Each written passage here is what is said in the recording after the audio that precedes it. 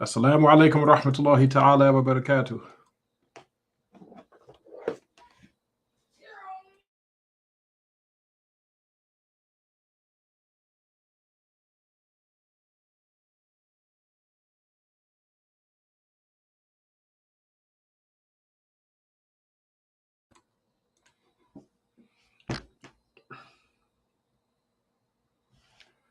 Bismillahir Rahmanir Rahim. Alhamdulillahi Rabbil Alameen. Wassalatu wassalamu ala Sayyidina Muhammad wa ala alihi wa ashabihi at-tayyibin at-tahirin.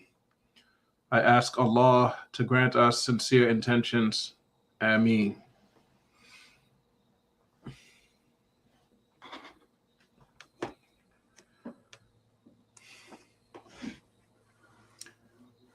I bear witness that no one deserves to be worshipped except Allah Ta'ala, the one who has no partner and no similar, the one who has no length and no width and no depth and no perimeter, the one who is not a volume and is not in a place. And how could he be in a place when he existed before time and space? He created everything except himself, including you and your actions. Nothing occurs except by his will, both good and bad, he destined to happen. He speaks without sound, letter, or language, not Arabic, Hebrew, nor Korean. He's not light. He's not a spirit. He has nothing in common with human beings. He's not in the direction of up, down, right, left, front, nor back. And whatever you imagine in your mind, Allah is different than that. And I bear witness that our noble, unrivaled master, Muhammad, sallallahu alaihi wasallam, is the slave of Allah, his final messenger, and the best of all of God's creations. May Allah unite us with him in paradise and grant us a drink from his basin. And may Allah increase us in patience, humility, knowledge, and comprehension, and help us to put our knowledge into practice and grant us all sincere intentions. Ameen.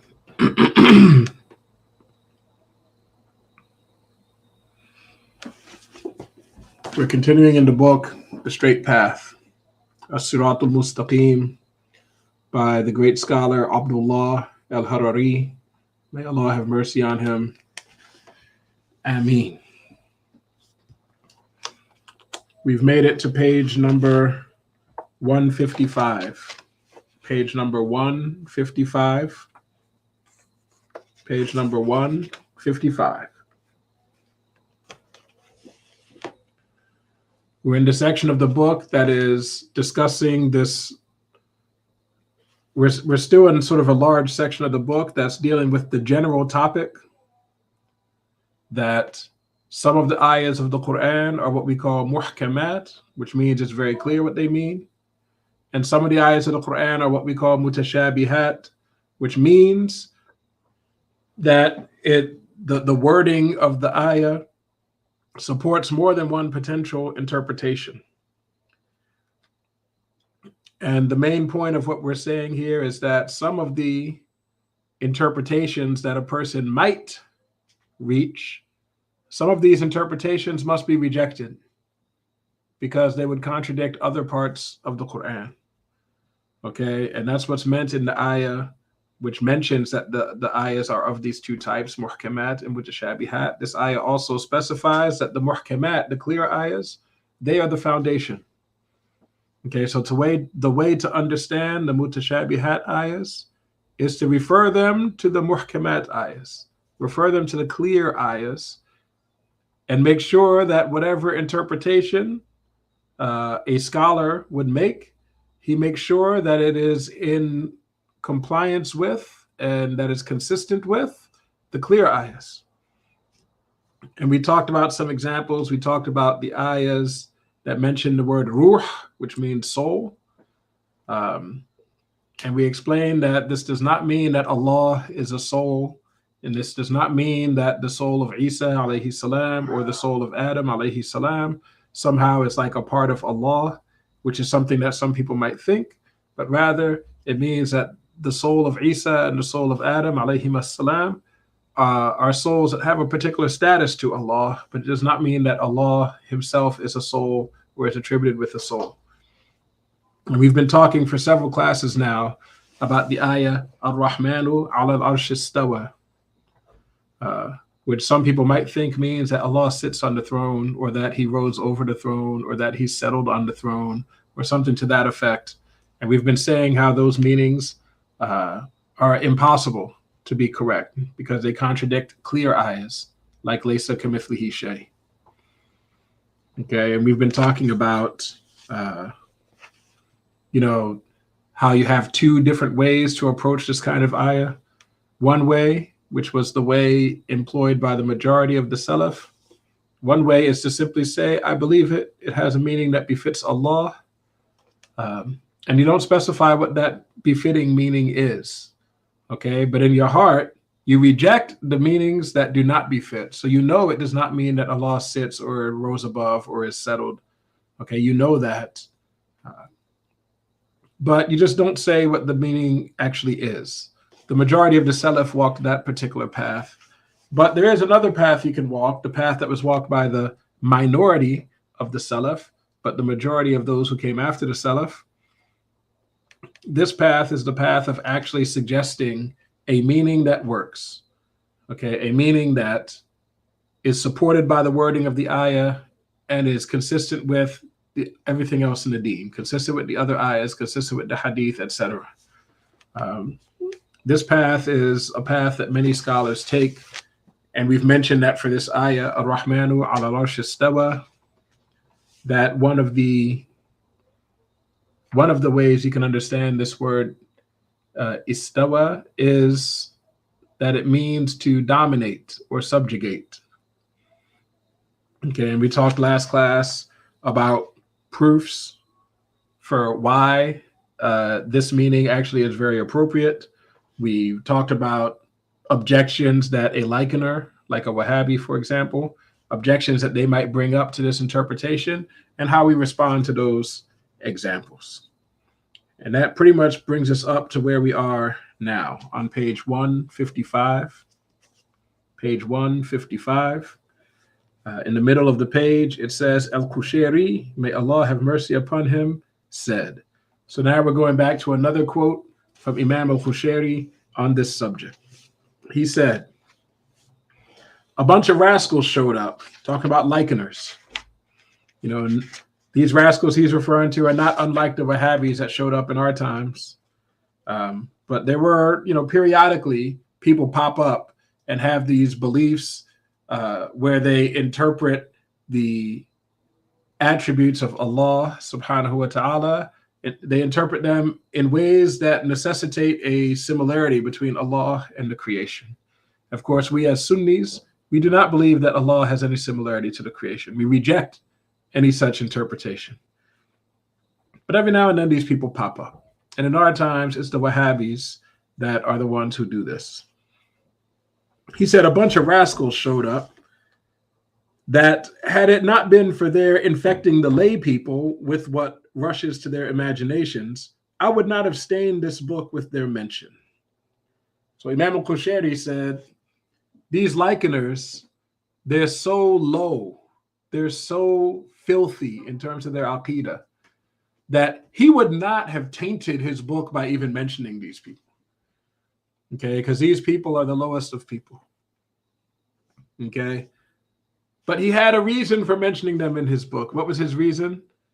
He said, because they are infecting those who have not studied, those who are not sheikhs, are not scholars, if the people of, the lay people, the people who haven't studied much, they're being affected by these likeners.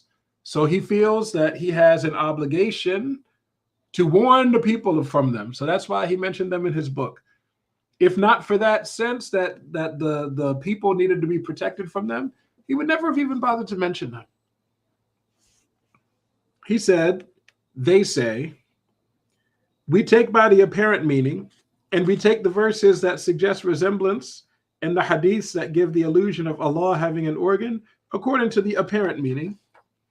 And it is not permissible to bring ta'wil to any of that.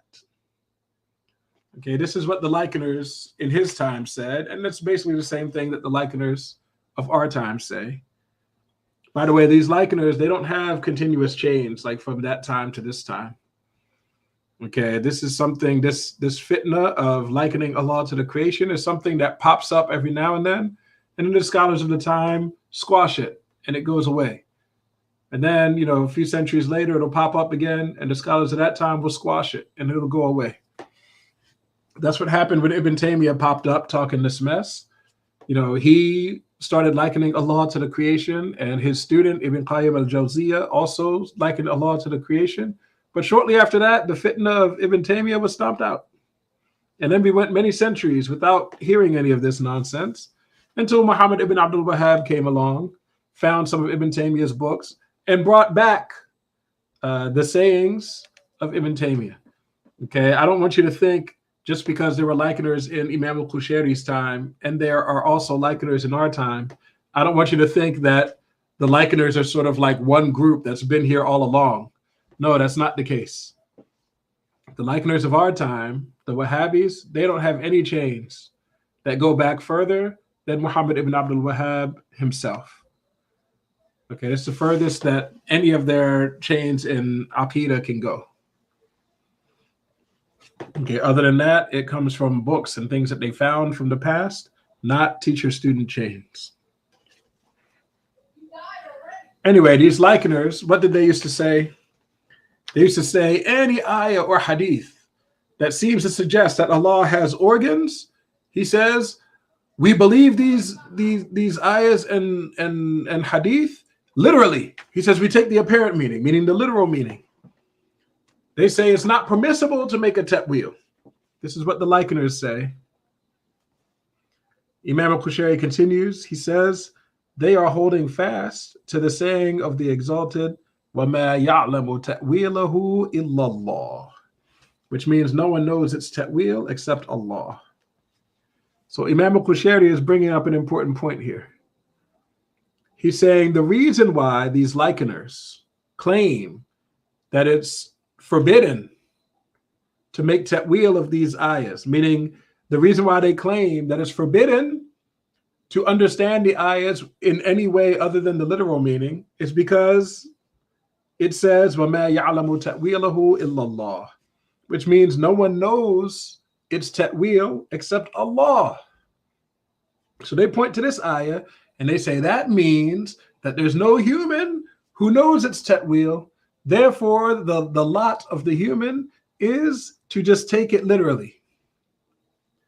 Okay, this is clearly misguidance. It's clearly deviance, because we know that the actual Salaf, the Sahaba and those that came after, did not take these ayahs literally. Okay, so that can't be the correct understanding. Okay, so how do we respond when a likener points to this ayah, وَمَا يَعْلَمُ تَأْوِيلَهُ إِلَّا اللَّهُ, and tries to claim, based on this ayah, that it's haram to make ta'wil? What do we say? Imam al-Qushayri says, those people, I swear by the one who controls our souls, are more harmful to Islam than the Jews, Christians, Majus, and idol worshippers. Because the misguidance of the blasphemers is obvious, the Muslims refrain from it, period. He's saying that Jews also say crazy stuff. Christians also say crazy stuff. The Majus, the Magi religion, which I believe today is known as Zoroastrianism, and the idol worshippers, these are religions. All of the people in these religions say something that's crazy and blasphemous. All of them do. Okay, so all of them are potentially harmful to the Muslims, because the Muslims might be affected by beliefs that actually are not Islamic beliefs, but they come from these other religions. Okay, so these other religions can influence us, and therefore they pose a threat. But he says the Muslims refrain from it. What he means by that is the Muslims recognize that the Jews are kafirs. The Muslims recognize that the Christians are kafirs. The Muslims recognize that the Zoroastrians and the idol worshippers are kafirs. So the Muslims don't seek guidance from them. The Muslims don't ask them how we should believe. Okay, the Muslims do not ask people who are obvious kafirs, what do we believe about Allah? We don't go to the Jews, for example, and ask them to teach us the attributes of Allah. We don't ask them to give us a tafsir of the Quran. Okay, so the fact that those groups are obviously kafirs, that they don't even claim to be Muslims, it helps the common Muslim to not be deceived by them, because the common Muslim puts their guard up whenever they're talking religious matters with people who don't even claim to be Muslim. Okay, we know that what they're saying is not what we say. But for the likeners, that's not the case. The likeners claim to be Muslim. The likener will come to you with a beard, with a thobe, showing signs of being a Muslim. He will say to you, Assalamu alaikum. You'll see him go to the masjid. You'll see him line up in the salat line. You'll see him do a bunch of movements that apparently are salat. And you will think, or most people will think, this person is a Muslim. Even though in reality, if a person believes that Allah is a body with body parts, that person is not a Muslim. That person is a kafir. But the Muslims, though, might be deceived by this person because it's not obvious that the person is a kafir. Okay, the person externally looks like a Muslim. And so the common Muslim can be affected by them. And we see that nowadays in our communities. You know, probably everybody that's watching this video, especially if you live in the US, you find that in our communities you have Muslims who are not learned. Okay, they don't have proper teachers, and they've been affected by the sayings of these Wahhabis. You know, because the Wahhabis, they have a lot of oil money, and they've spent that oil money making, tainted and twisted translations of famous texts and putting these twisted translations into the various languages of the world and spreading it everywhere. So a lot of us, we pick up books, we think we're learning about Islam, but what we're really learning about is Wahhabism. You go to the internet and the Wahhabis with the oil money, they've paid to have like a steady stream of content going onto the internet. These people, they're making videos on a daily basis. They're putting it out there. They spend money to promote the channel so it comes to the top of your search results and things like that. It's money that's putting Wahhabism all over the place. But of course, if the Muslims simply clung to what our Prophet ﷺ said, we wouldn't be deceived by these things. Our Prophet ﷺ said, "Innamal ilmu bit-ta'allum." He said the only way to acquire knowledge is through instruction, meaning from a teacher. Okay, you need to go to a teacher face to face and be taught. This is how knowledge is gained. Okay, if a person is turning to books to learn about Islam, this person is already off the right path. This person is already off of the Sunnah. If a person is getting their knowledge from the internet, this person is already off the Sunnah. Yes, I'm talking to you. You are watching this video through the internet. This is not the way that the Prophet ﷺ told us to seek knowledge. This is why for many years I refused to put videos on the internet. Just like my sheikhs refused to put videos on the internet. Just like most of the sheikhs of Ahl Sunnah wal Jama'ah refused to put videos on the internet, because that's not the traditional way of learning.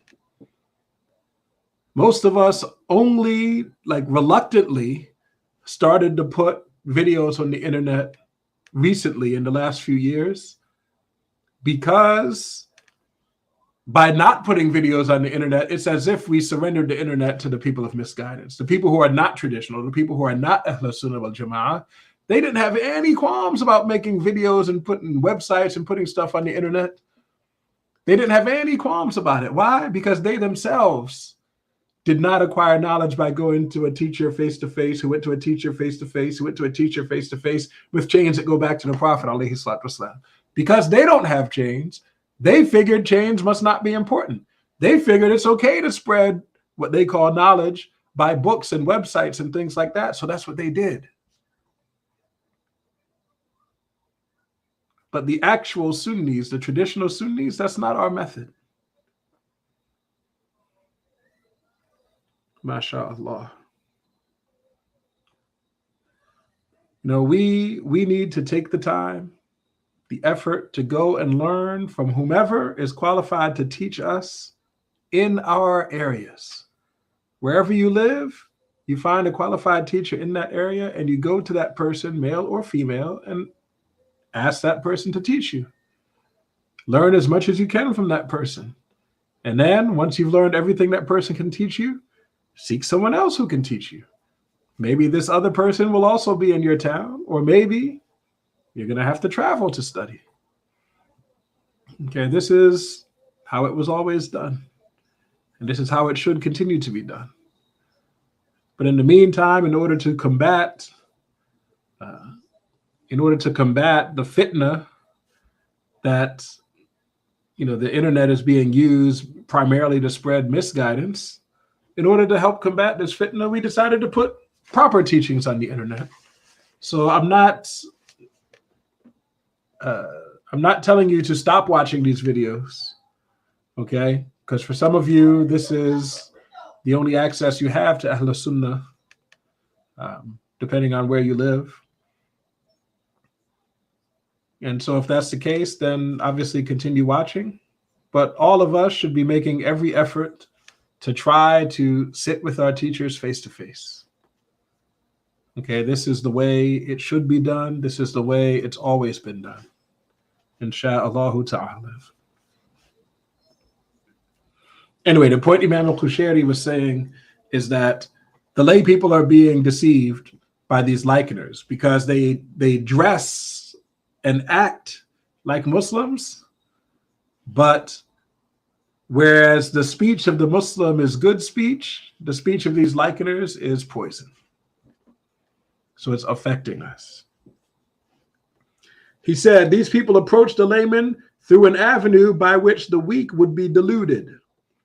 They propagated to their comrades these heresies, and in their hearts have legitimated ascribing the glorified, worshipped one with organs, body parts, riding, descending, being supported, sitting, or dwelling in a place by himself and going back and forth in the different directions.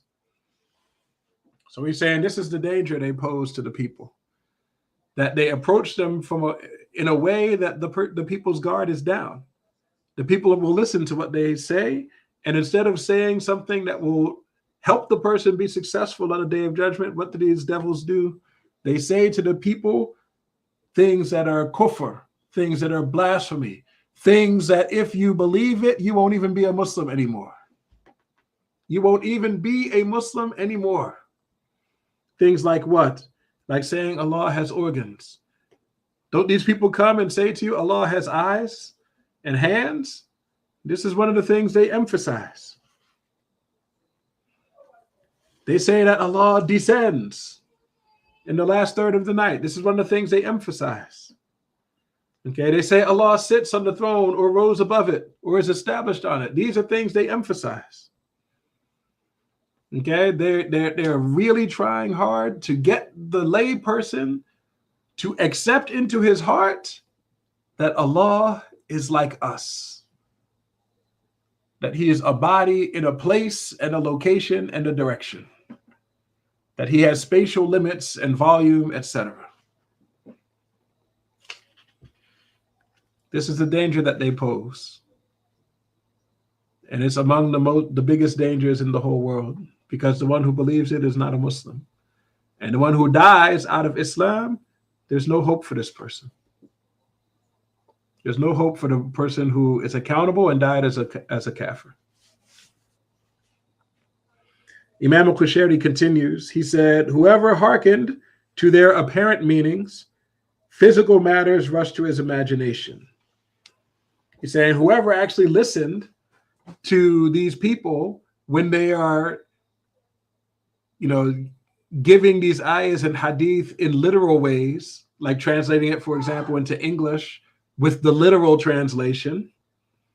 Okay, he says, what happens to them when the people hear them either translating or otherwise explaining these ayahs and hadith in literal ways? What happens to the person?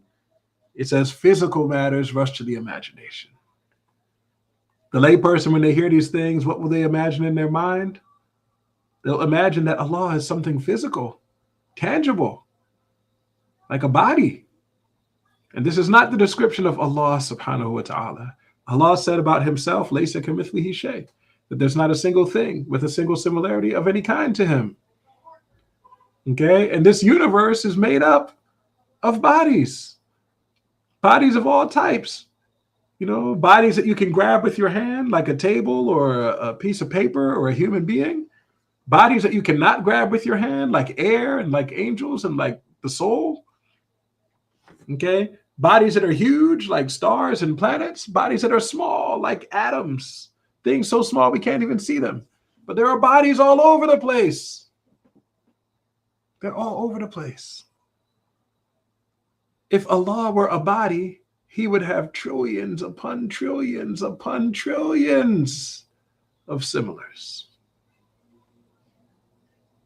Okay, this simply cannot be the proper understanding.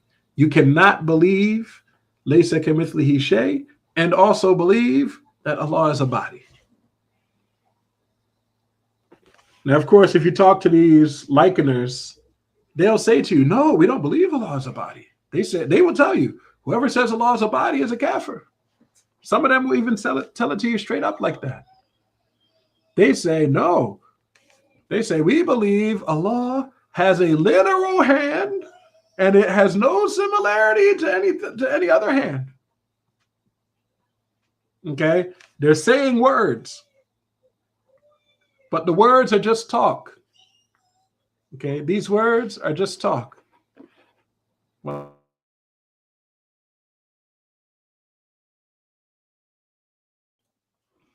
the words they're saying, it's just talk.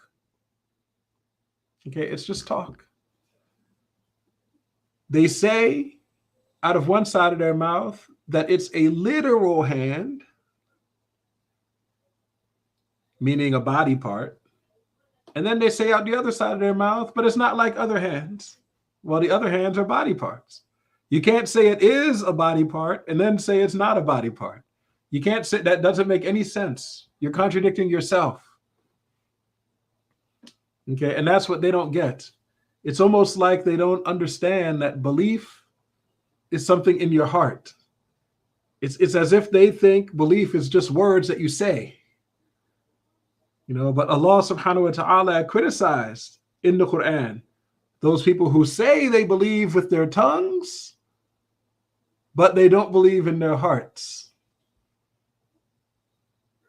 These Wahhabis, they say Allah is attributed with a yed, and they say the yed is not like other yed, so the words coming out of their mouth sound like good words.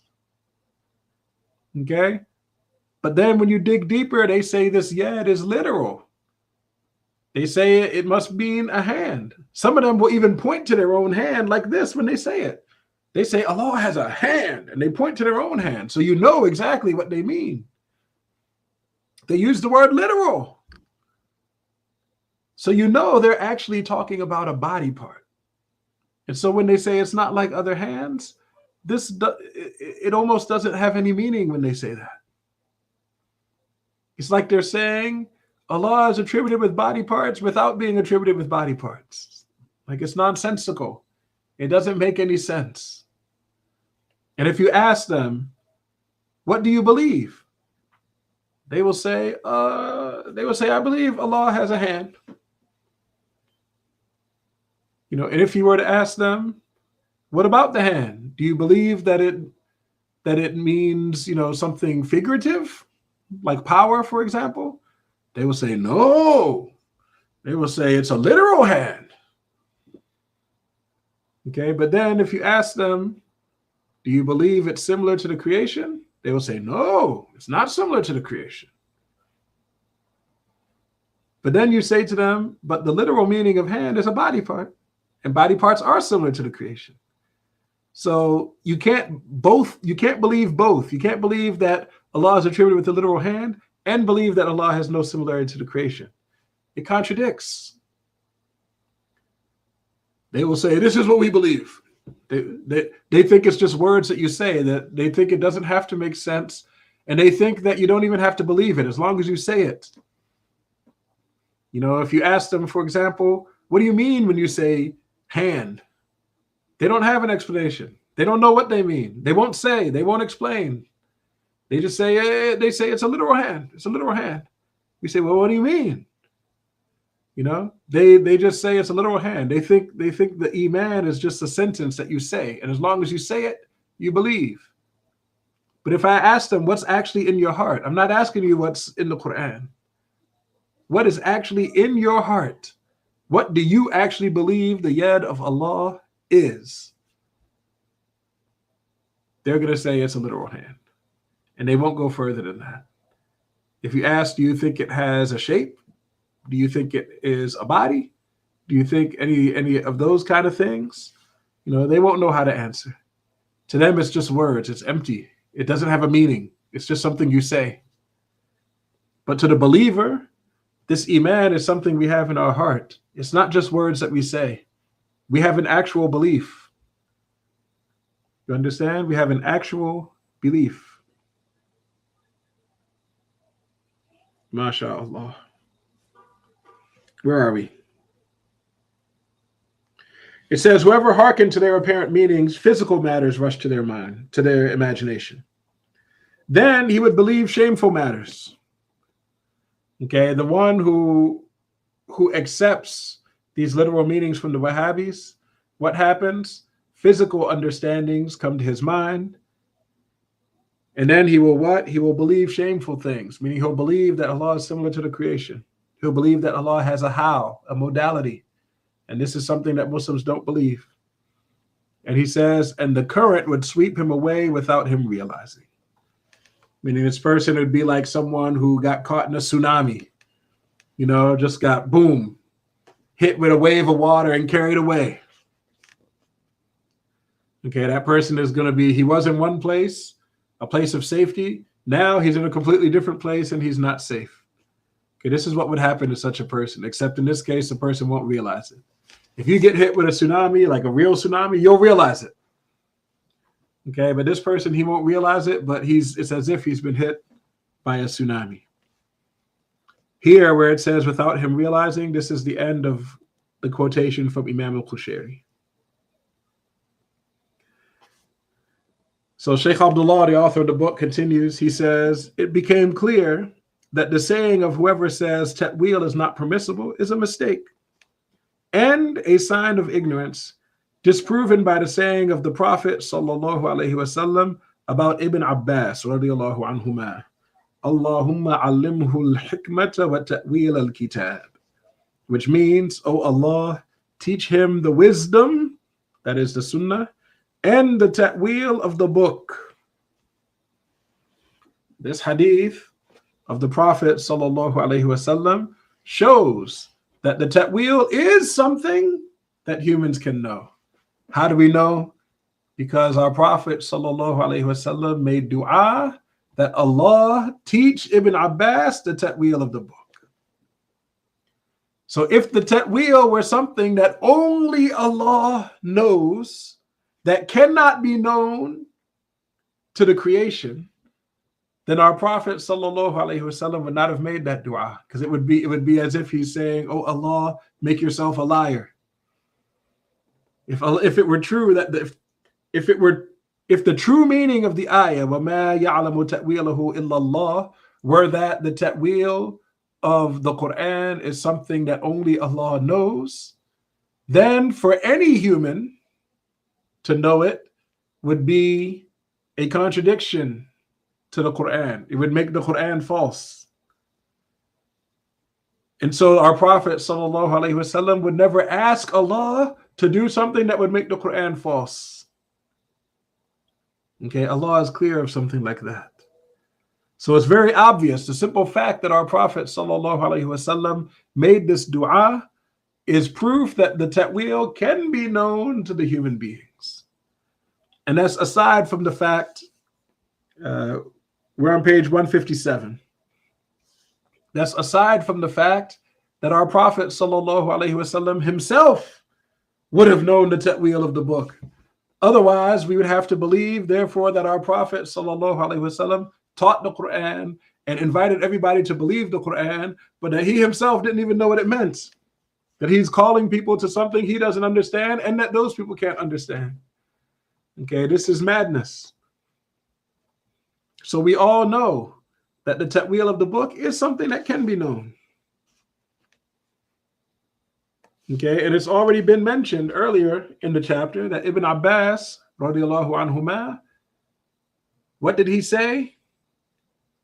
He said, Ana min ar-rasikhina fil ilm. He said, I am one of the people firmly grounded in knowledge. Why did he say that? Because this very ayah that says, وَمَا يَعْلَمُ تَأْوِيلَهُ إِلَّا اللَّهُ, which they say means that no one knows the ta'wil except Allah.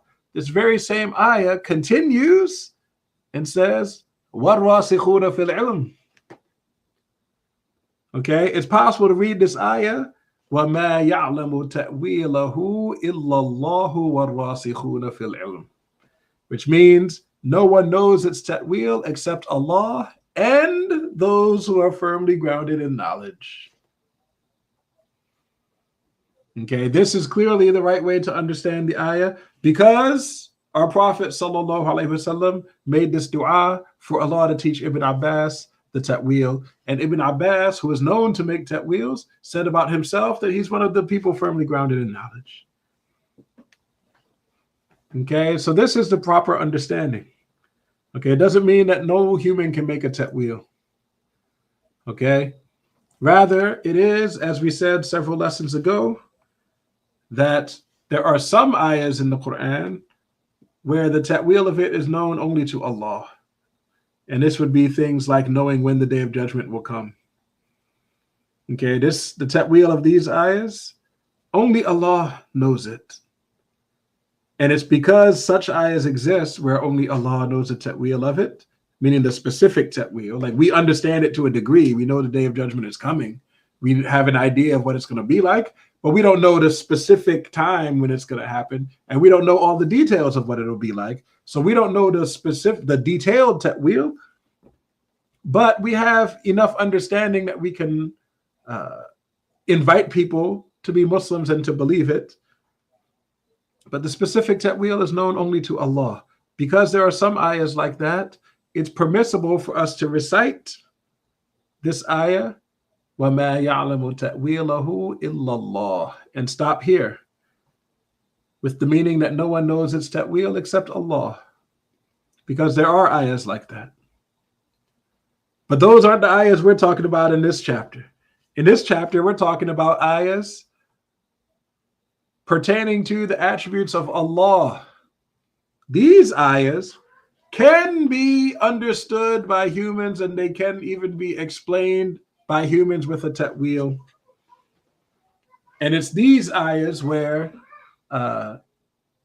it's better to recite the ayah. If you're talking about these kinds of ayahs, it's better to recite the ayah, وَمَا يَعْلَمُ تَأْوِيلَهُ إِلَّا اللَّهُ وَالرَّاسِخُونَ فِي الْعِلْمِ, meaning no one knows its ta'wil except Allah and those firmly grounded in knowledge. And we have evidence that some of the Sahaba used to give ta'wils, some of the Tabi'een used to give ta'wils, and many of the scholars of the Salaf used to give ta'wils. Although they were the minority, it's not only one or two of them that did it. Okay, this is something that was done throughout the time of the Salaf by the minority of scholars, and it's something that after the time of the Salaf was done by the majority of scholars. It says, this was narrated by Ibn Majah and others with varying expressions. So this hadith that our Prophet sallallahu alaihi wasallam made dua for Allah to teach Ibn Abbas the ta'wil of the book, this hadith is narrated by several hadith scholars, including Ibn Majah, which, in case you don't know, is one of the famous 6 books of hadith.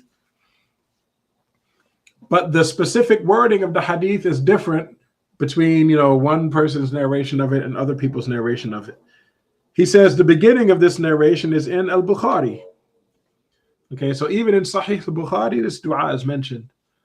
Okay, but the beginning of it is mentioned in Sahih al-Bukhari.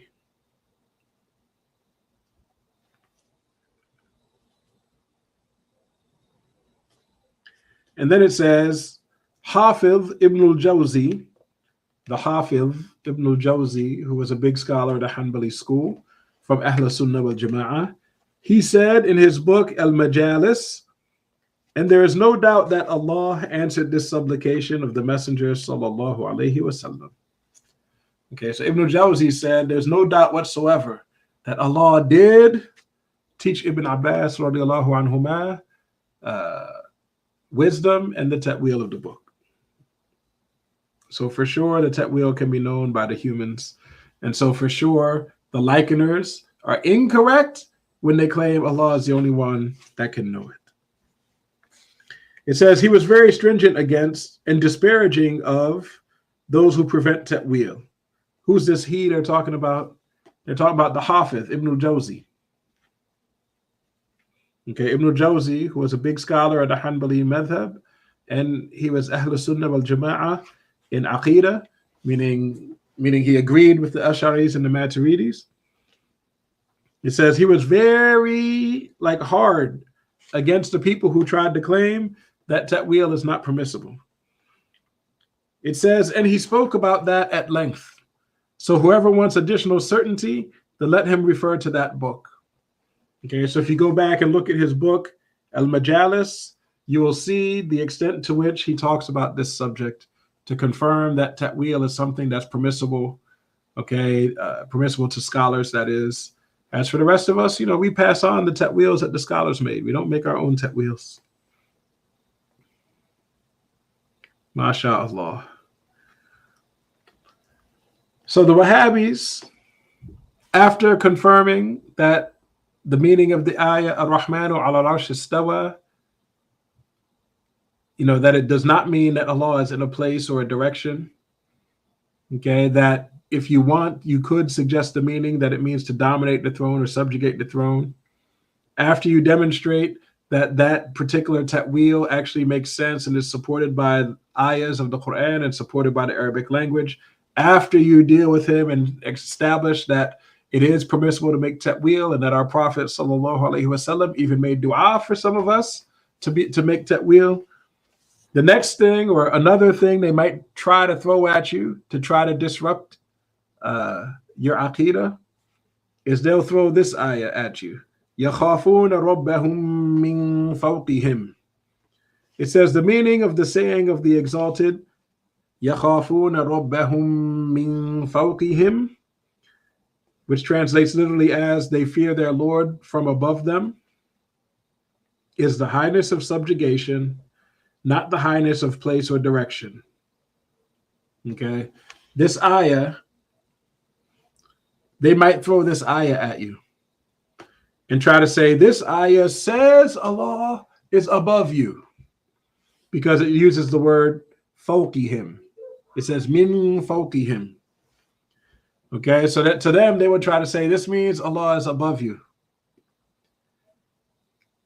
And they try to point to this as if it somehow supports their interpretation that istawa means that Allah is above the throne. For that we say no.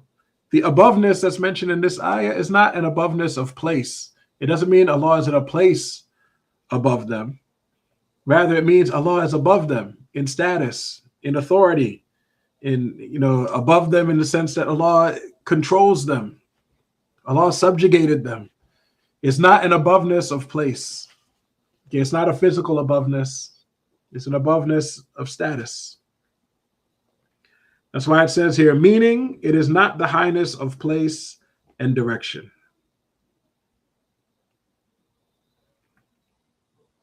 So inshallah, that makes it clear. Another ayah that the Wahhabis will sometimes try to throw at you is this ayah, وَجَاءَ رَبُّكَ وَالْمَلَكُ صَفًّا صَفًّا. It says the meaning of the saying of the exalted, وَجَاءَ رَبُّكَ وَالْمَلَكُ صَفًّا صَفًّا, which translates literally as, and your Lord will come and the angels will be standing row after row, is not a coming of motion, transfer, or moving, and emptying one place and filling up another in reference to Allah. And whoever believes that blasphemes. Okay, so the author, may Allah have mercy on him, makes very clear here, this ayah, if a person takes it literally, and they understand it as meaning that Allah will come on the day of judgment, meaning that Allah will will vacate one place and fill up a different place, the person who understands the ayah in that way, that person is not a Muslim. That person is a kafir. Why? Because he believes that Allah has created attributes. He believes that Allah is similar to created things. Okay, and ultimately, as we've reasoned through it several times, ultimately it means that they believe, or ultimately it necessitates a belief that Allah is created. Okay, the one who believes that is literally out of Islam. They're not a Muslim anymore. So how should we understand this ayah then? If it doesn't mean that Allah comes like to a place on the day of judgment, how should it be understood?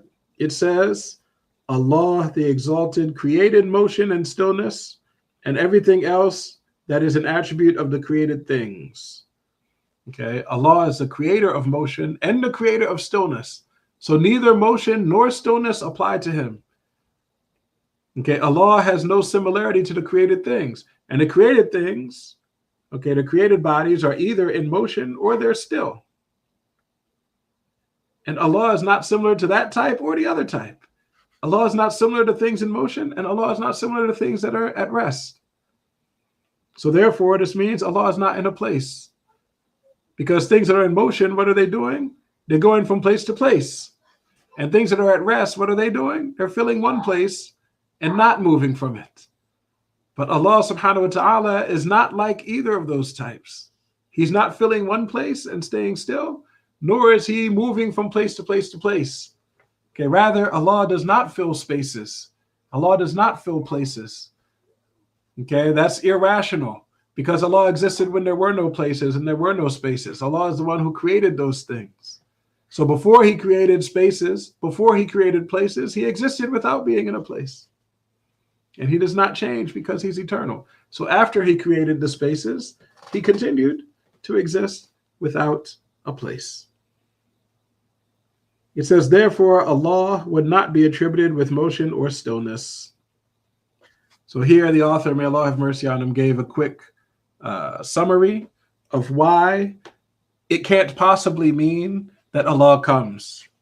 So it says, what is meant by his saying, وَجَاءَ رَبُّكَ, which translates literally as your Lord comes. If it doesn't mean that Allah moves from one place to another place, if that's not what's meant by coming, then what is meant?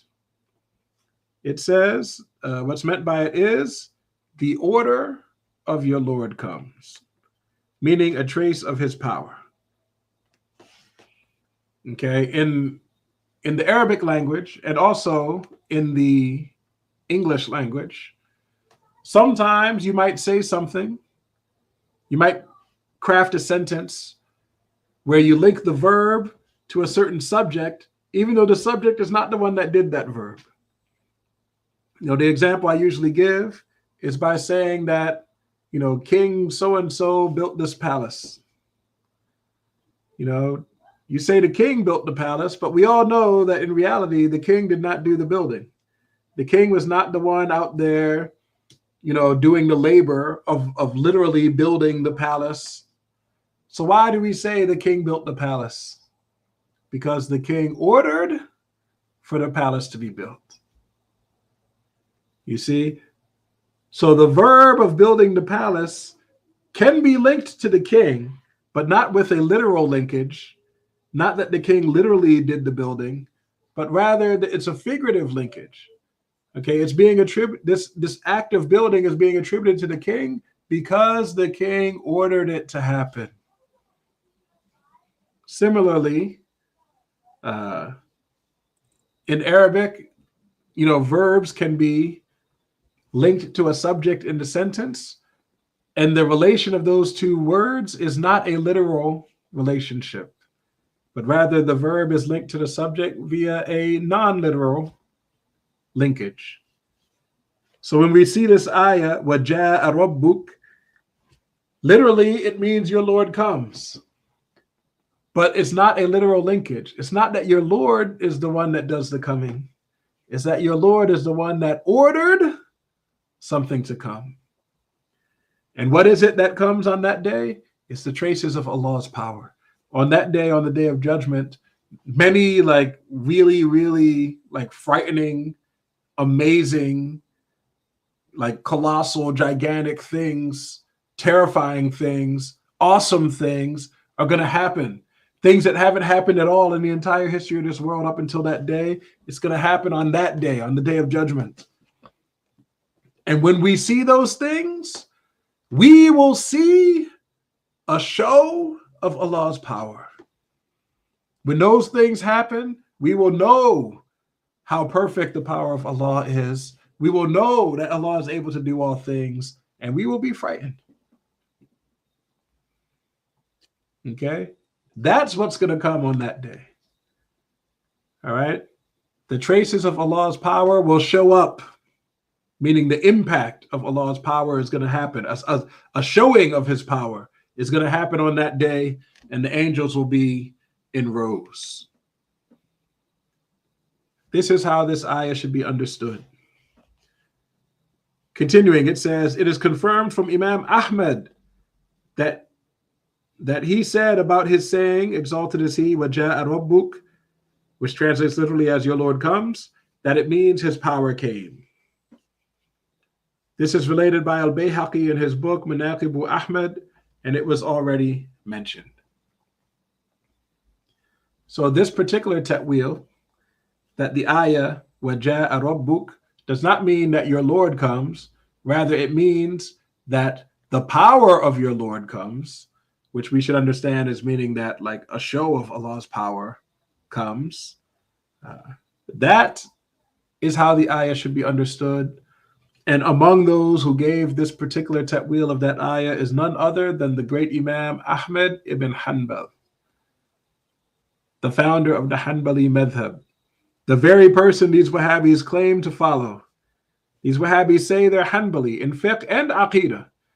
They try to legitimate their false aqidah by claiming that it's the aqidah of Imam Ahmad ibn Hanbal, because they know that we, the Sunnis, accept Imam Ahmad as a Sunni scholar. We don't say Imam Ahmad was misguided. We know Imam Ahmad was from Ahl Sunnah wal Jama'ah. So they try to attribute themselves to Imam Ahmad to try to like sneakily, pretend that they are part of Ahl Sunnah wal Jama'ah as well, but they're not. And this is one of the proofs of it, because the very thing that the Wahhabis say is forbidden, the very thing the Wahhabis say is misguidance, the very thing that some Wahhabis will even say is kufr, is something that Imam Ahmad did, which is make ta'wil. So according to the Wahhabis, Imam Ahmad is misguided, or possibly even a kafir, because he makes ta'wil. They can't claim to be following the aqidah of Imam Ahmad while at the same time calling the aqidah of Imam Ahmad misguided and false and possibly even kufr. Okay, so this is one of the evidences that they're not really following the aqidah of Imam Ahmad. They're only claiming to do so. All right, they're claiming to do so. It's no different than when Elijah Poole, started traveling to black communities all around and started claiming his name is Elijah Muhammad, started claiming that Allah is a black man, started claiming that the devil is a white man, and then claimed that those things are Islamic teachings. Okay? It's just words. It's claims. And it wouldn't even take much to see that it's false. If a person had bothered to research a little bit about Islam, he would have known quickly that what the so-called Elijah Muhammad was saying is not a description of actual Islam. Just like if a person would do a little bit of research, it would be clear that what these Wahhabis are teaching is not the teachings of actual Islam. But you know what they say? If you want to hide something from a black person, put it in a book. It would not be hard for us to trace the teachings of Ahl Sunnah wal Jama'ah. The teachings of Ahl Sunnah wal Jama'ah have been consistent through all the centuries. You can pick up books from every single century, from the time of the Sahaba to now, And you can see what the scholars of Islam believed and taught. If you go to a qualified teacher today, that teacher ought to be able to produce for you a chain, teacher-student chain that goes all the way back to the great imams and back from them to the Sahaba. Okay, our teachings are consistent, MashaAllah. As for them, their teachings are made up. Okay, they're not legit. They're not substantiated with chains of transmission that are sahih. And if they were passing on something that they had been taught through teacher-student chains, they would be teaching the same thing Imam Ahmed taught. They wouldn't be saying what Imam Ahmed said is wrong. They would be saying what he said is good, and they'd be doing the same thing, which, by the way, is the same thing the rest of Ahl Sunnah does, which is occasionally make ta'weel. This statement from Imam Ahmed, it's mentioned by Imam Al-Bayhaqi in his book, Manaqib Ahmed, which is a book in which he talks about Imam Ahmed and says the many good things about him, describes what he was like, describes things about his biography, things that are special about him, just general praise for him so that the people would understand how big of a giant he truly was. It's a great book, mashallah. And so this has been confirmed for him, narrated with a sahih chain back to Imam Ahmed, radiyallahu anhu. And with that, we'll stop for today. We'll pick up next week, inshallah, on page 160 at the top of the page, where we will move on to a different ayah. Okay. We're not on a different topic yet. We're still talking about ayahs of the Quran, which, if taken literally, would lead to believing Allah is similar to the creation, but should be taken in a way that's not literal. We're finally off of the ayah, Ar-Rahmanu ala al-Arsh istawa, and we're going to begin next week, inshallah, talking about ayahs that seem to suggest that Allah is everywhere, for example. We're going to talk about that, inshallah ta'ala. If you have questions, please write them in the box so I can respond.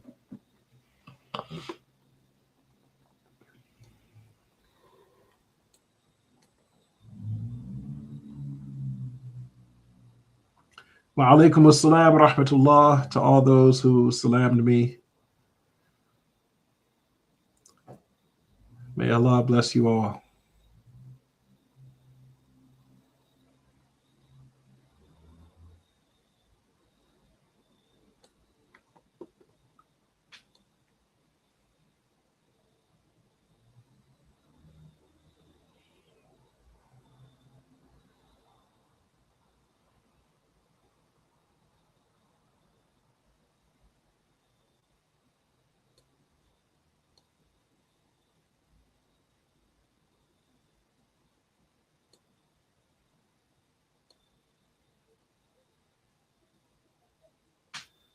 For those of you who are a little disturbed or uneasy about what I said regarding learning through the internet and so forth, there's an easy solution to this. It's possible for most of you to meet me in person.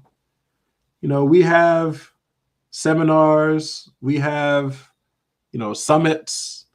There are certain times of the year where, the sheikhs will get together, we'll have events, we'll meet. Okay, everyone here can come, can meet me, can see me in person, can see what I'm actually like, can hear what my voice is actually like. And then when they see me on the internet afterwards, they can at least recognize that that's the real me. Right now, you have people getting knowledge from the internet from people they've never met. Some guy will stand up in front of a camera and make a YouTube video and claim to be a big sheikh. He might not have ever learned anything. He might not have even met a sheikh in his life. Okay, there are pretenders on the internet.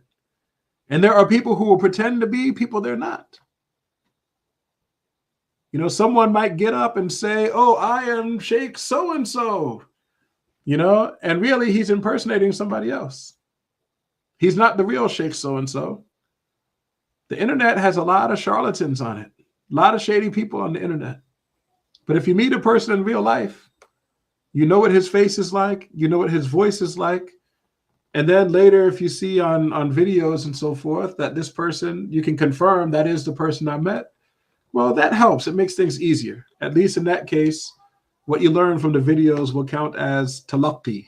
It'll be as if you took the knowledge directly from him.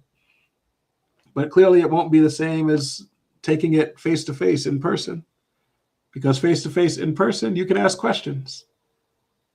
Okay, face-to-face in person, the teacher can look at your face and read on your face whether you understand or don't understand. The teacher can see in your reactions or overhear in your comments if there's something that needs to be corrected or if there's something off. You don't get that kind of two-way interaction through the internet. Now, alhamdulillah, those of you who are watching this live, you can at least put a question in the box, and maybe I can respond to it. But generally speaking, the internet doesn't give you that kind of flexibility. And honestly, nowadays, technology has gotten to the point where they can do deep fakes. A person can make a video and have it be completely false. Like the person that appears to be in the video was actually not in the video. The things he appears to be saying, actually, he never said. But it'll look like him and sound like him in the video. So really we need to be even more careful now than, what was required a few years back.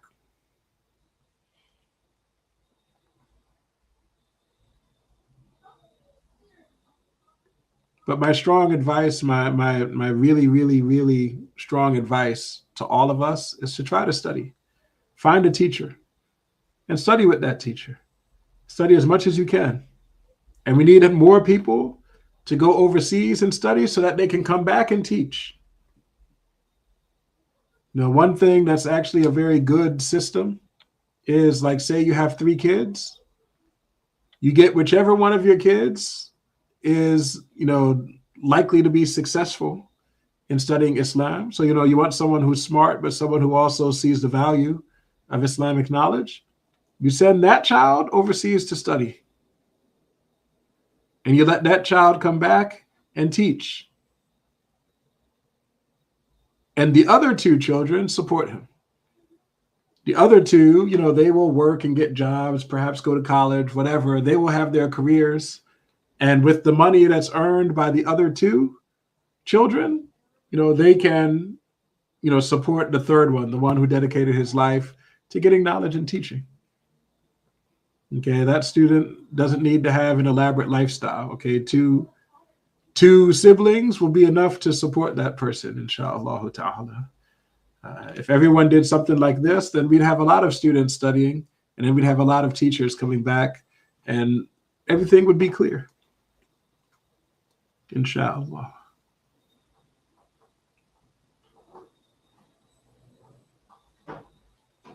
Oh, someone said make dua for Gaza. Yes, absolutely. May Allah help the Muslims all over the world against those who are kafirs. Oh Allah, I ask that anyone who wills harm for us, that you protect the Muslims and that you take that person. Ya Allah, Ya Arhamar Rahimeen. Ya Allah, bring...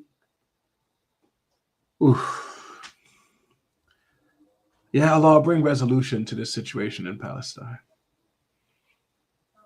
I have no idea when this is going to end. It's been going on for generations at this point. And I don't know the will of Allah. I don't know what Allah has destined. I just ask that Allah bring it to a resolution and that Allah help the Muslims, insha'Allah ta'ala.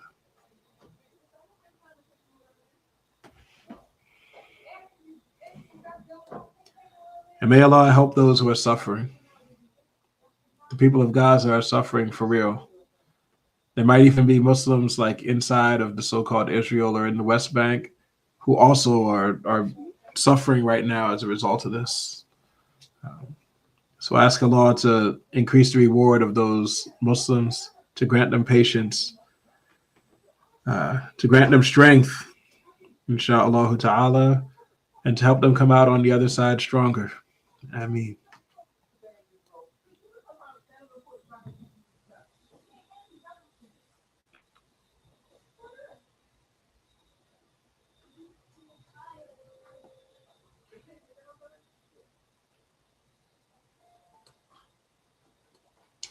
Someone asked, what's the name of an Islamic library to find chains of narration?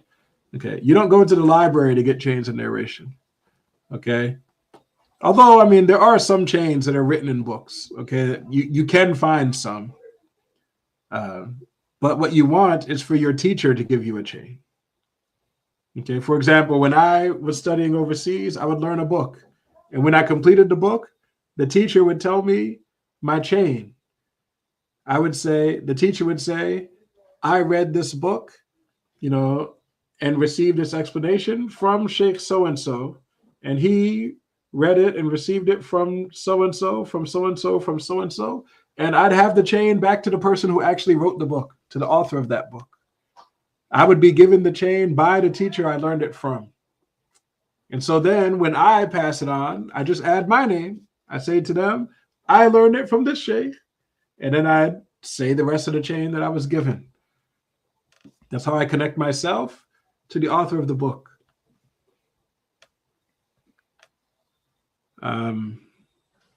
So you don't look it up in a library. You ask the teacher for his chain. Okay, sometimes if a person hasn't studied long enough, he might not know the chains. Because when you're first beginning your studies, teachers don't always give the chains in the very beginning. So if you have a teacher who doesn't know his chains, sometimes it's enough just to ask who his Shaykh was. If somebody went overseas and studied at a recognized school that teaches like the proper stuff, and he studied under a Shaykh that teaches at that school, that's probably going to be enough for most people to know, okay, I can learn from this person. Even if he can't give you the whole chain, he at least connected himself to a place where it's well known that the teachers in that place have legitimate chains, even if you don't necessarily know the specifics of the chains. In most cases, that's what you do, especially when you're starting out.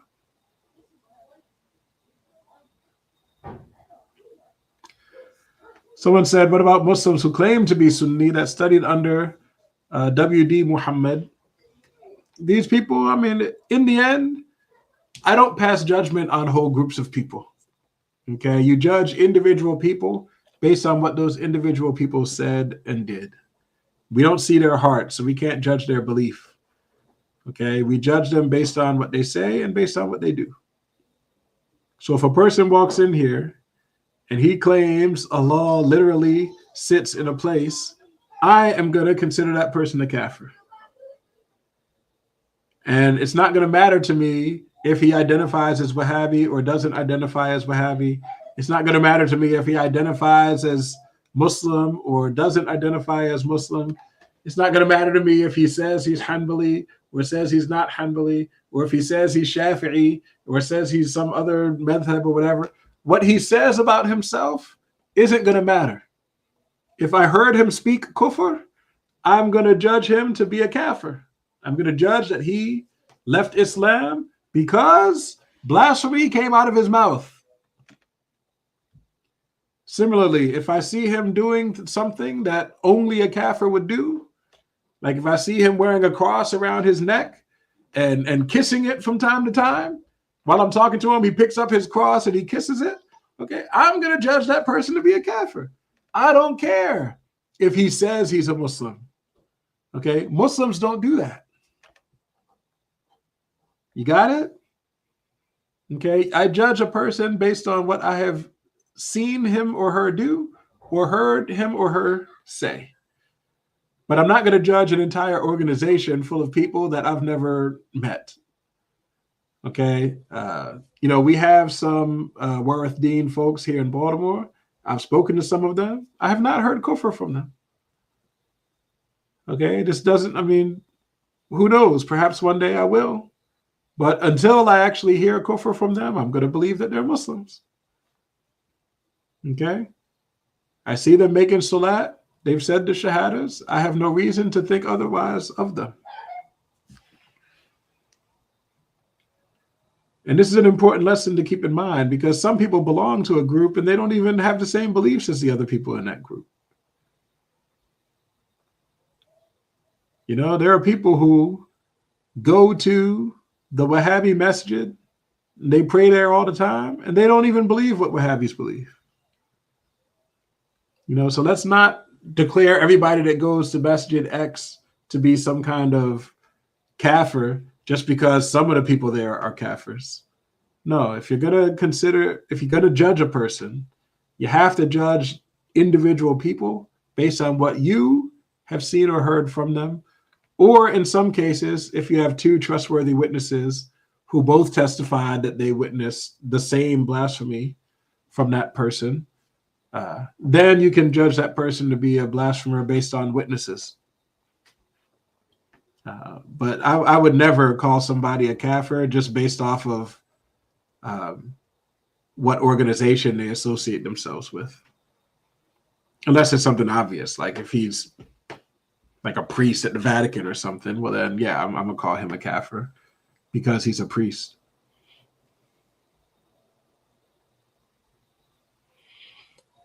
Someone asked what masjid I will be at tomorrow. Assuming you're in Baltimore, I will be at Jama'at al-Muslimin tomorrow. Insha'Allah ta'ala. But I'm not giving the khutbah tomorrow. It's somebody else giving the khutbah tomorrow. I'll just be in the crowd, insha'Allah. Someone said, what are some basic readings on Islam? So, brother, you don't want to read books. Islam is not something you teach yourself by reading books. What you want to do is you want to find a teacher who can explain to you the basics and point out what your next step should be. Okay, I don't recommend reading a book. I really don't. If you don't have any qualified teachers in your area, then inshallah, you can watch videos on channels like this one. There are some channels on the internet where the teachings are sound, but again, that's not the traditional way of doing things.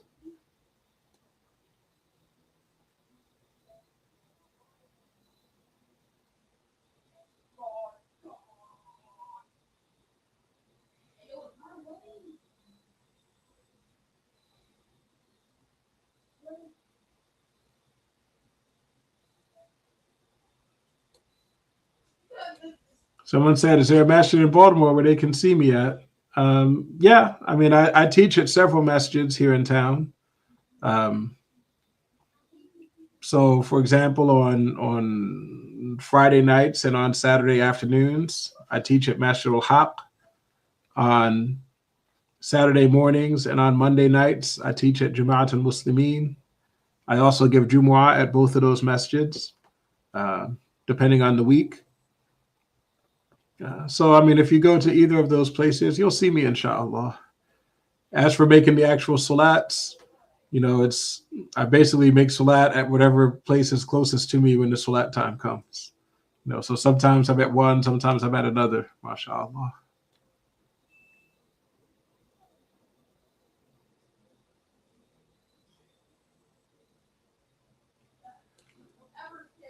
Someone asked another question about Warith Deen, Muhammad, and what they teach. I actually don't know what they teach, brother. So I can't say how similar it is or isn't to what Ahl Sunnah wal Jama'ah teaches.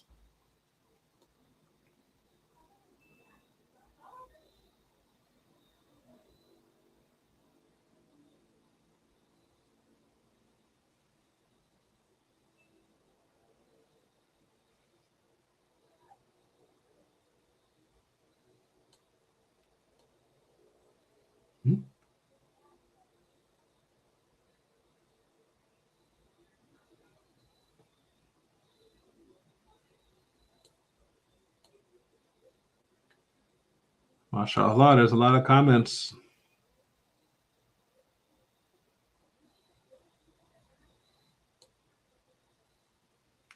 Someone asked, how do I research a knowledgeable teacher in my area?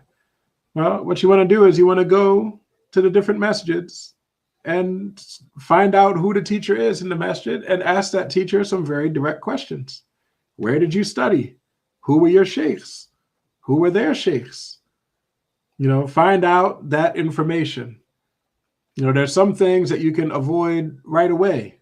If a person studied in Saudi Arabia, for example, like if they went to the so-called Islamic University at Medina, or they went to Qura in Mecca, or they studied in Riyadh or someplace like that, then almost certainly they were given a steady stream of Wahhabi teachings because the Saudi government supports the Wahhabi sect.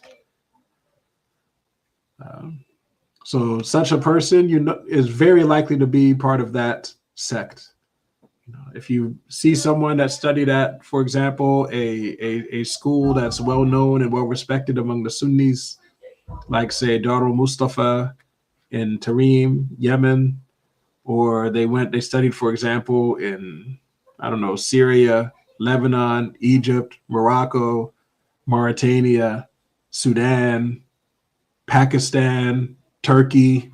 I mean, there are a lot of countries that have like well-known schools that teach traditional teachings. They teach Ash'ari or Maturidi Aqidah. They teach one of the 4 fiqh madhabs that are well known. It starts by asking what school they studied under. But try to get more information. Try to find out who their teachers were.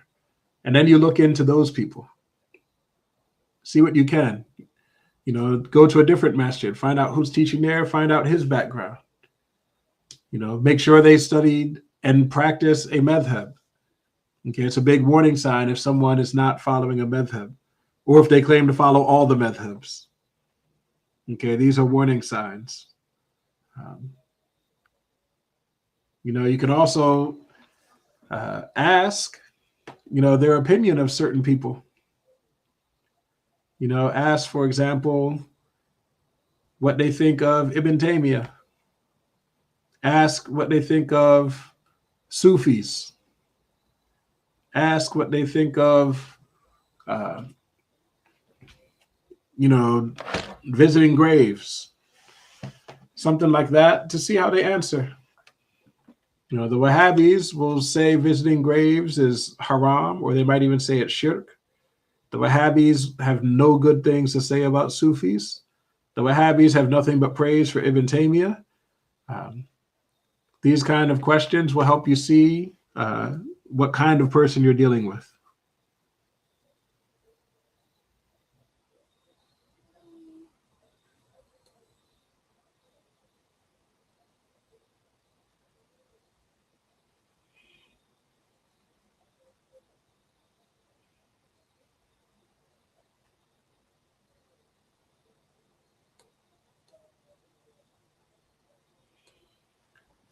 The class is at Masjid al-Haq. Friday night class is between Maghrib and Isha. The Sunday class is immediately after Dhuhr, Salat, in the afternoon.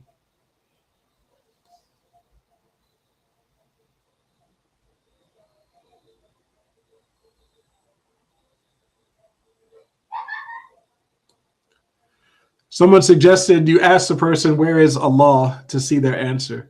I do not recommend you ask this question directly to them.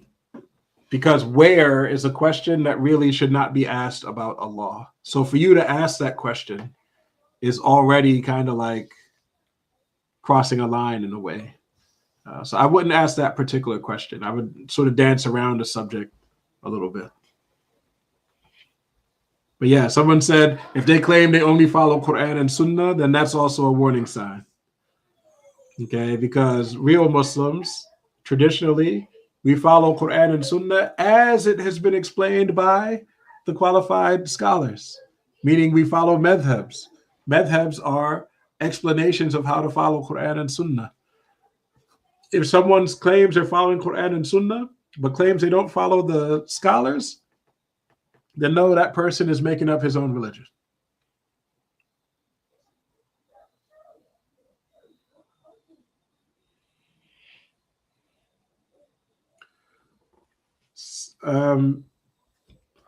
Regarding madhabs, the sister asked, what if you started learning Hanafi, but your old Hanafi teacher doesn't teach you anymore, and now you're in a community where the people teach Maliki? What should you do? I think it depends on how much you learned from your first teacher. If you learned enough from your first teacher that you can continue. Like say you learned a lot of Hanafi, not even like a lot, but you learned all of the obligatory knowledge and you learned maybe a little bit extra. You have enough that you can live your life and be in accordance with the Hanafi madhab, then it's your option if you want to learn Maliki or not. And it might be better for you to just stick to Hanafi, especially if learning Maliki is going to confuse you. If you're going to start mixing up the two madhabs, it's better to stick to Hanafi. Okay? But if you did not complete the obligatory knowledge with your Hanafi teacher, or if you haven't reviewed it in a while and you forgot it, and maybe you don't have good notes, well, then you need to relearn the obligatory knowledge. And if Maliki is the only thing being taught in your area, then learn Maliki. Relearn the obligatory knowledge according to Maliki school and just stick to Maliki after that.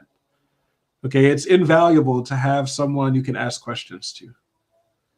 The obligatory knowledge, it's enough for most people, but there are going to be certain cases, certain times when you're in a situation the obligatory knowledge didn't prepare you for, and you're going to need to ask someone who has more knowledge than that. So it's always best to follow the same madhab as the teachers in your area follow so that you can ask them questions. But if you learned enough of one madhab that you're kind of like independent, well, then you don't have to.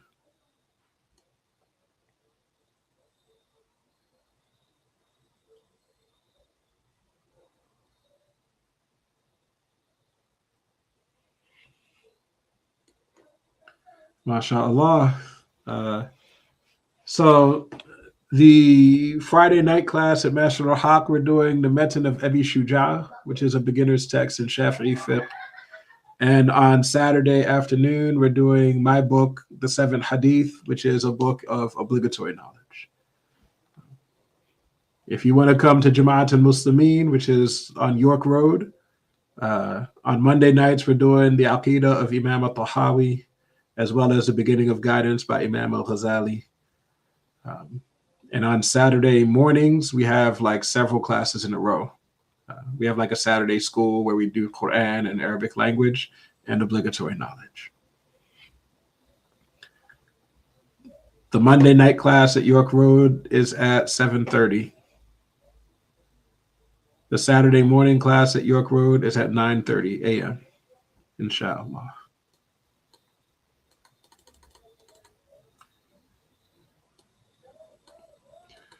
Someone asked, can I pray at a Sufi mosque? Well, Allah gave us the whole earth as a masjid. So you can pray anywhere. You can pray in the street. You can pray in the grass. You can pray in the mosque. Okay, but I think what you're really asking is, can you pray behind whoever is the imam of the Sufi mosque? And in that case, what I would do if I were in your place is I would maybe just go in and pray behind him. Because you have no reason to believe he's misguided. But I would try to find out more about him before I start going there all the time. You know, I might, for example, come to a Jumu'ah, listen to what he says during Jumu'ah. You know, like spend a little bit of time hearing him and see what kind of person he is. The problem is nowadays, I'm going to tell you the reason why I say that. Nowadays, Sufism has taken on some sort of strange, like, life of its own, what do you call, here in America, where people think Sufism is a whole separate religion. Instead of thinking that it's an aspect of Islam, they think you could be a Muslim or you can be a Sufi, like you can't be both. And there are people walking around who are not Muslims, don't pretend to be Muslims. They say they're Sufis. And some of them will say, you don't even have to say the Shahada to be a Sufi. Some of them will say, you don't need to read the Quran or be a Muslim or identify as a Muslim or even care about Prophet Muhammad sallallahu alaihi wasallam in order to be a Sufi. They act like Sufism is some sort of weird other thing. So if you have a masjid in your area that they say is a Sufi masjid, there's a risk that it's going to be one of these way out there crazy people. People who are what they're teaching has no connection whatsoever to our deen. Like there's a risk of that. So, you know, I would go there and check them out talk to them, try to see what they're about. If in this community there are a lot of people there who are openly non-Muslim, that would be a warning sign.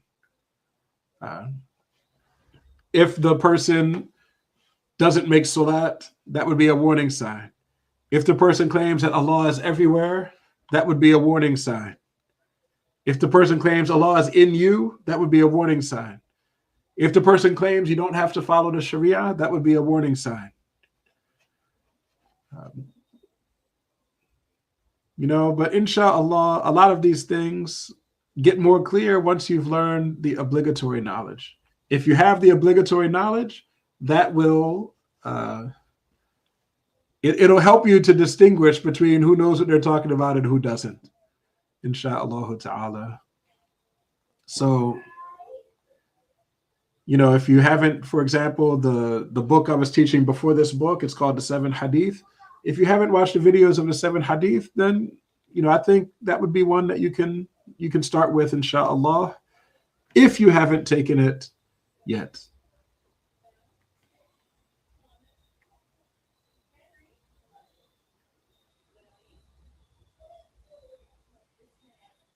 But a true Sufi, like a proper Sufi, definitely you can pray behind a proper Sufi. A proper Sufi is going to be Ahl Sunnah wal Jama'ah in Aqidah. They're going to follow one of the 4 madhabs in fiqh, and they're going to follow one of the Sufi paths, which are like spiritual paths. If the person is advanced on the spiritual path, he may even be able to be what we call a murshid, like someone who can be a spiritual guide for you. And it's very valuable if you find such a person, mashallah.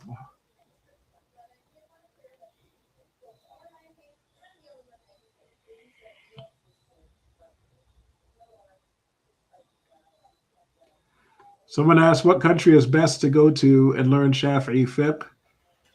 Shafi'i is a very widespread madhab. Okay, you can learn Shafi'i fiqh in many, many, many, many countries. I studied primarily in Lebanon and Yemen, and I found that both places were very excellent. I've met people who studied in Jordan and Syria and Egypt, and I found they were very well taught the Shafi'i madhab. So those countries for sure stand out to me.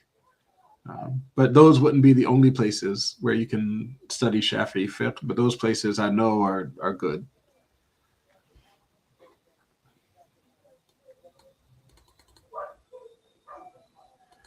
When in doubt, let the Sharia be your guide, people. When in doubt, let the Sharia be your guide. Okay, if the person that you're learning from or the person you're praying behind, if this person is going against the Sharia, what should you do? Go to that person in private, advise that person to follow the Sharia, and then see how they respond. If they continue doing what they were doing, then leave that person.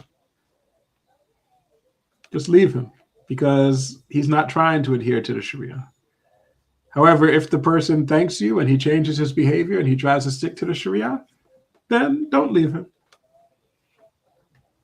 But this path, it requires that what's in compliance with the Sharia and what isn't. So it's like if you haven't learned the obligatory knowledge, you're not going to have that as your scale to be able to weigh if someone is someone you should stick with or someone you should leave. Really, the obligatory knowledge is step one. You can't do anything until you've learned the obligatory knowledge. Okay, it's the first step. And only after that do you start to get options, insha'Allah ta'ala. I mentioned Lebanon, Syria, Egypt. I also mentioned Jordan and Yemen. I've met people who studied in all these places that were very strong and very well grounded, mashallah. But I wouldn't limit it to that either.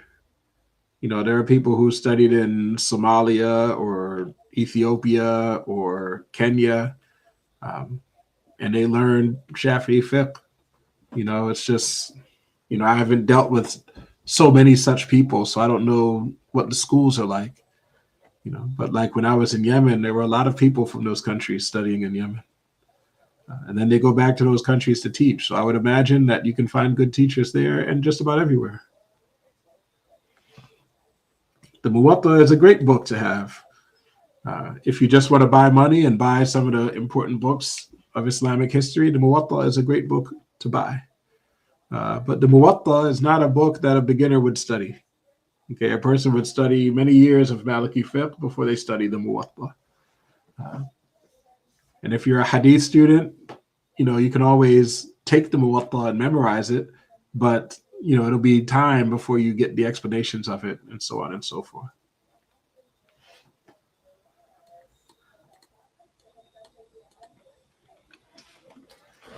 Are there any other questions? I think I finally made it to the end of the text box.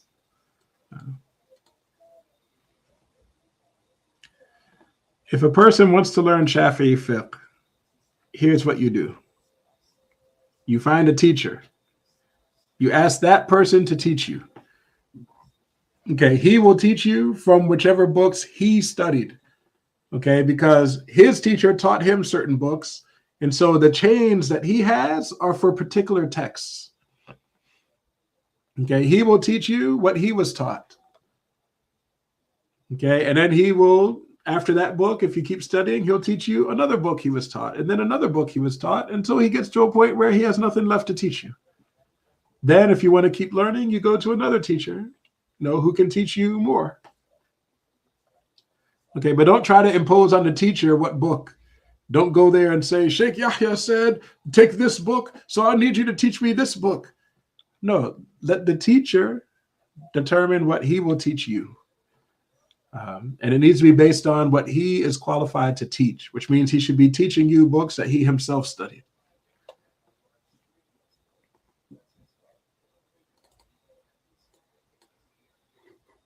But in the Shafi'i school, there's a lot of overlap when it comes to the books. Most of the Shafi'i schools that I know teach the same or similar books. Abu Shuja, which I'm currently teaching on Friday nights, is common to every school I've ever heard of. I don't know of any place that teaches Shafi'i fiqh that does not teach that book. Minhaj al-Talibin, or its close brother, Manhaj al-Tullab. One of these books, or both, is taught at pretty much every school, or in some cases, like at Al-Azhar, you might get, kind of like a I don't know how to describe it.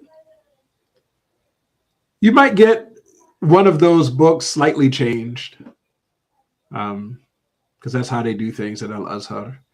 But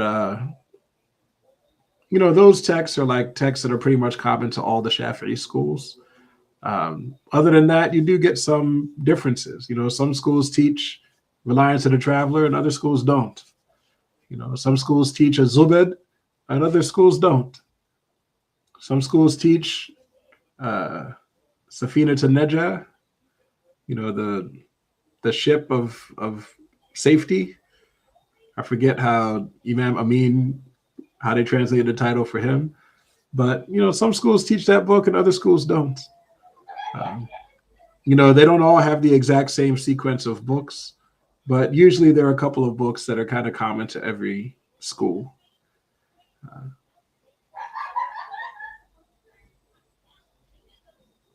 The Ark of Salvation. That's how he translated it. That's a much more eloquent translation, mashallah. But yeah, not all the schools teach the exact same sequence of books.